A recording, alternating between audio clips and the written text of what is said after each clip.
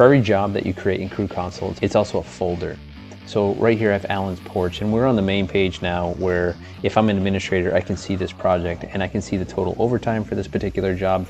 But if I open up the job right here, I can go in a little bit further. Now, if an employee is scheduled to this job, they can see all the tasks that are on this job. They can also put photos, videos, notes, and attachments for those tasks as well.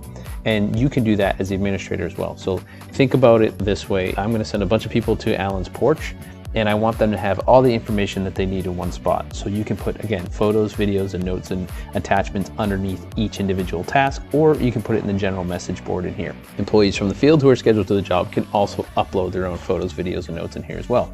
So you can see the progress that they have. So in this case here, I have a photo that I put in here. It's also important to note that any photo, video, or note or attachment that you put in here, you can right click right here and you can copy the link address and you can share that with anyone. They don't even need to use Crew Console in order to see this. So if your employees did a walk around video of a job well done and you want to send it to a client, you definitely can. You can actually come in here, you can copy that link address and go from there. Now you also can take that video and share right here, and you can pick people within your company that you want to text it to. So it's kind of a cool feature. Now, other uses on this page here is when people want to put directions to the job. They might put a note, hey, go here, do this. They can put those directions in for the job. They'll press save. And if they want to, they can make it sticky. Any other photo or note that comes in after will not push it down. The other thing that's unique about the jobs page is that these tasks are what people can put time to.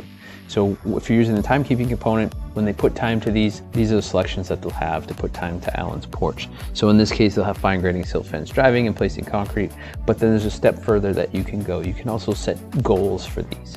And so when you set goals, you can decide, hey, for fine grading on this job, we have 8,000 square feet. We want it done in this many man hours, and there's a pace. And when they submit their time and quantity installed, you actually have the speedometer here showing you if they're on pace or not. In this case, they're not.